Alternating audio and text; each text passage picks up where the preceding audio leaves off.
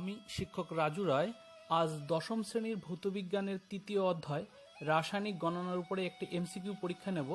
এটি হবে mock test 5। এই চ্যাপ্টারের উপর পরীক্ষা নেওয়ার একটি কারণ হচ্ছে মাধ্যমিকে এই চ্যাপ্টার থেকে এমসিকিউ একটি কোশ্চেন আসবে। তো অন্য দহনে উৎপন্ন CO2 এর এসটিপিতে আয়তন কত? Option A 2.24 litre, B 22.4 litre, C 11.2 litre, D 1.12 litre.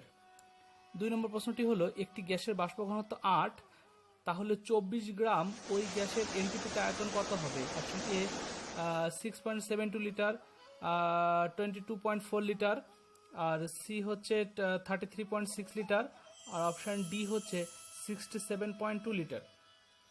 3 নম্বর প্রশ্নটি হলো লোহার দণ্ডের উপর মরচে পড়লে মনে হয় ওজন বৃদ্ধি ঘটেছে, এতে কি ভরের সংরক্ষণ সূত্র? এ ঠিক আছে, বি ঠিক নেই, সি সঠিকভাবে বলা যায় না, ডি কোনোটিই নয়। 4 নম্বর প্রশ্নটি হলো 4NH3 প্লাস 3O2 বিক্রিয়া করে হলো 2N2 প্লাস 6H2O। বিক্রিয়াটিতে অ্যামোনিয়া ও নাইট্রোজেনের মোল সংখ্যার অনুপাত হলো option A 2:1, option B 1:2, option C 1:1, option D 4:1। 5 নম্বর প্রশ্নটি হলো কার্বনযুক্ত কোনো গ্যাসীয় পদার্থের বাষ্প ঘনত্ব 13 হলে তার আণবিক সংকেত নিচের কোনটি হতে পারে? Option A CO2, option B C2H4, option C C2H6, option D C2H2। 6 নম্বর প্রশ্নটি হলো 100 গ্রাম ক্যালসিয়াম কার্বনেটকে তাপে বিয়োজিত করলে উৎপন্ন ক্যালসিয়াম অক্সাইডের পরিমাণ? Option A 44 gram, option B 56 gram, option C 100 gram, option D 112 gram. 7 নম্বর প্রশ্নটি হলো নাইট্রোজেন গ্যাসের বাষ্প ঘনত্বের সমান বাষ্প ঘনত্ব বিশিষ্ট গ্যাসটি হলো option A fluorine, option B chlorine, option C nitric oxide, option C carbon monoxide. 8 নম্বর প্রশ্নটি হলো এসটিপিতে 2.8 গ্রাম ইথিলিনের আয়তন কত হবে? Option A 224 litre, option B 22.4 litre, option C 2.24 litre, option D 0.224 litre.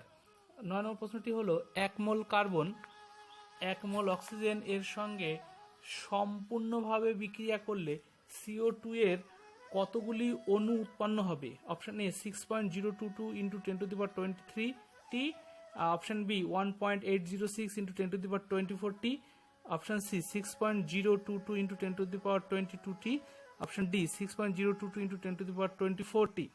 Last question 6.022 into 10⁻22 সংখ্যক জলের অণুর ভর? Option A 18 gram, option B 1.8 gram, option C 9 gram, option D 0.18 gram. তাহলে এই ছিল পরীক্ষার প্রশ্ন। তোমরা ভিডিওটা পজ করে দ্রুত উত্তরটা রেডি করে নাও।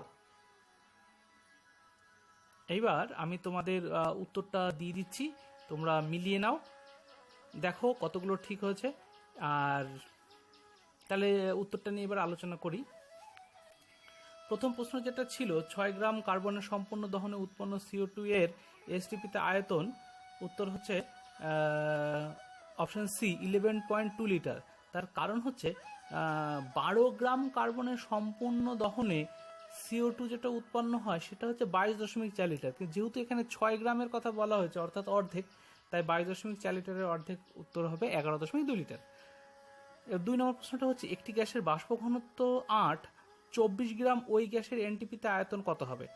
তাহলে এখানে একটা জিনিস দেখে নিই, গ্যাসের বাষ্প ঘনত্বটা যদি 8 হয় তাহলে আণবিক ভর হচ্ছে 16, তাহলে 16 গ্রাম যদি আণবিক ভর হয় তার এনটিপিতে আয়তন হয় 22.4 লিটার, তাহলে 24 গ্রামের কত হবে? তাহলে ওটা উত্তর হবে 33.6 লিটার। 3 নম্বর প্রশ্নটি ছিল লোহার দণ্ডের উপর মরচে পড়লে মনে হয় ওজন বৃদ্ধি ঘটেছে, এতে কি ভরের সংরক্ষণ সূত্র কি ঠিক আছে না ঠিক নেই, না কি সঠিকভাবে বলা যাচ্ছে না, কোনোটি নয়। উত্তরটি কিন্তু ঠিক আছে। তার কারণ হচ্ছে ওই ওজন বাড়ছে মনে হচ্ছে, কিন্তু সেই ক্ষেত্রে ওজন বাড়ার কারণ হচ্ছে বাইরে থেকে অক্সিজেন এবং জল ওর সাথে বিক্রিয়া করে একটি বিক্রিয়া ঘটে, তাহলে বাইরে থেকে অক্সিজেন এবং জল ওর সাথে অ্যাড হলো, তা সেই কারণে ওজন বেড়ে গেল, তাই আমাদের মনে হয় ওজন বৃদ্ধি পেল, কিন্তু আসলে কিন্তু ভরের সংরক্ষণ সূত্রটা ঠিকই থাকে। 4 নম্বর প্রশ্নটি যেটা ছিল একটা বিক্রিয়া ছিল, সেটা 4NH3 প্লাস 3O2 বিক্রিয়া করে 2N2 প্লাস 6H2। বিক্রিয়াতে অ্যামোনিয়া ও নাইট্রোজেনের মোল সংখ্যার অনুপাত। তাহলে বিক্রিয়া দেখতে পাচ্ছি আমরা 4NH3 রয়েছে আর 2N2 রয়েছে, তাহলে অনুপাতটা হচ্ছে 4:2 অর্থাৎ 2:1, তাহলে অপশন এ হচ্ছে সঠিক উত্তর। 5 নম্বর প্রশ্নটি ছিল কার্বনযুক্ত কোনো গ্যাসীয় পদার্থের বাষ্প ঘনত্ব 13 হলে তার আণবিক সংকেত নিচের কোনটি হতে পারে। এবার আমরা এইবার উত্তরটির ক্ষেত্রে উত্তরটা হবে অপশন ডি C2H2। তার কারণ হিসাবে আমি বলি, এখানে দেখতে হবে বাষ্প ঘনত্ব কত হচ্ছে 13, তাহলে আণবিক গুরুত্ব কত, আণবিক গুরুত্ব হচ্ছে 13 দ্বিগুণ অর্থাৎ 26, তাহলে 26 আণবিক ভর নিচের কোনটিতে আছে। যদি আমি CO2 ধরি অপশন এ তাহলে 44 হচ্ছে, তাহলে এটা হবে না। অপশন বির ক্ষেত্রে C2H4, তার মানে 12 দুগুণ 24 আর 4 28, তাহলে এটাও হবে না। তারপরে C2H6, এটা তো আরও বেশি 30 হয়ে যাচ্ছে, তো এটা হবে না। তাই অপশন ডি C2H2, এখানে কার্বনের 12 করে 12 দুগুণ 24 আর 2 26, তাহলে এটা মিলে যাচ্ছে, অর্থাৎ অপশন ডি C2H2। এইভাবে হিসাবগুলো করতে হয়। লাস্ট হচ্ছে নেক্সট হচ্ছে 1.6-এ 100 গ্রাম CO3 কে তাপে বিয়োজিত করলে উৎপন্ন ক্যালসিয়াম অক্সাইডের পরিমাণ কত হবে। আমাকে বিক্রিয়াটি জানতে হবে আগে।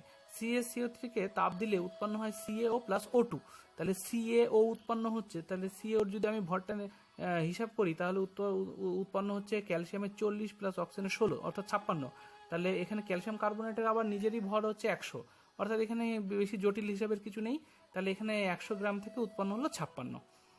যদি এখানে 100 জায়গায় অন্য কোনো ভ্যালু থাকতো তাহলে ক্যালকুলেশন করতে হতো, যেহেতু এখানে 100 আছে তাই এখানে আর ক্যালকুলেশন খুব সহজেই হয়ে যাচ্ছে। 7 নম্বর কোশ্চেনটি ছিল নাইট্রোজেন গ্যাসের বাষ্প ঘনত্বের সমান বাষ্প ঘনত্ব বিশিষ্ট গ্যাসটি হলো। এবার আগে অপশান তো ছিল ফ্লুরিন, ক্লোরিন, নাইট্রিক অক্সাইড আর হচ্ছে কার্বন মনোক্সাইড।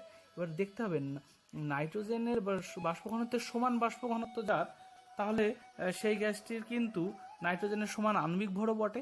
তাহলে নাইট্রোজেনের আণবিক ভর হচ্ছে 28, তাহলে আমাকে এমন একটি গ্যাস খুঁজে বের করতে হবে যার আণবিক ভর হচ্ছে 28। তাহলে ফ্লুরিন যদি করি তাহলে ফ্লুরিন হচ্ছে 38-এর উপরে হয়ে যাচ্ছে, তাহলে এটা হচ্ছে না। আর ক্লোরিনের তো 71, ওটাও অনেক বেশি হচ্ছে। নাইট্রিক অক্সাইড হচ্ছে 14, 16, 30 হয়ে যাচ্ছে। কার্বন মনোক্সাইডের হচ্ছে 12 প্লাস 16 মানে 28, অর্থাৎ অপশন ডি হচ্ছে সঠিক উত্তর। অপশন ডিতে রয়েছে কার্বন মনোক্সাইড। তো এইভাবে হিসাব করে বুঝে কিন্তু উত্তরগুলো করতে হবে। 8 নম্বর কোশ্চেনে যেটা রয়েছে এসটিপিতে 2.8 গ্রাম ইথিলিনের আয়তন কত হবে।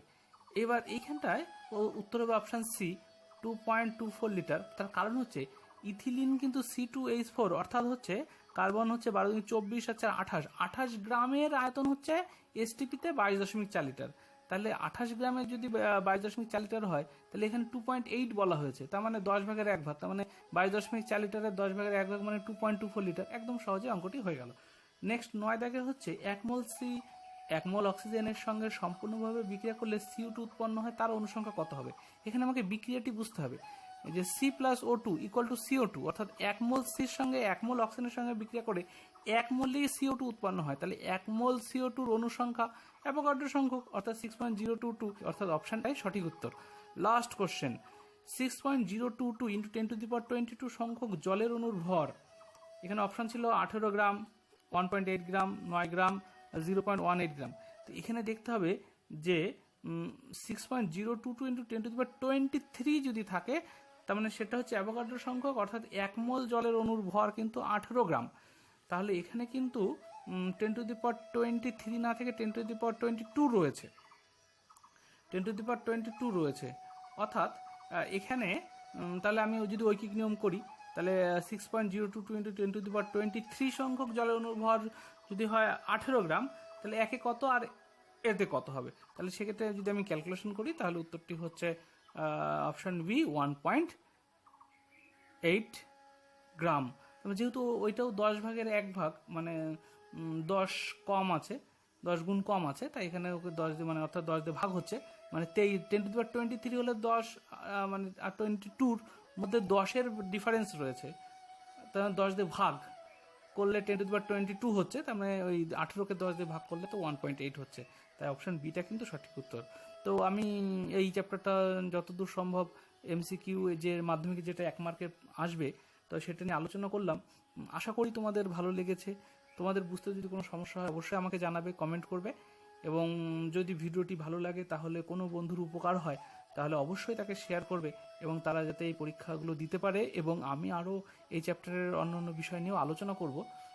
তোমরা আমার সাথে থাকবে, এবং যদি তোমাদের একটু উপকার হয় তাহলে আমার এই পরিশ্রম সার্থক হবে। Thank you for watching this video.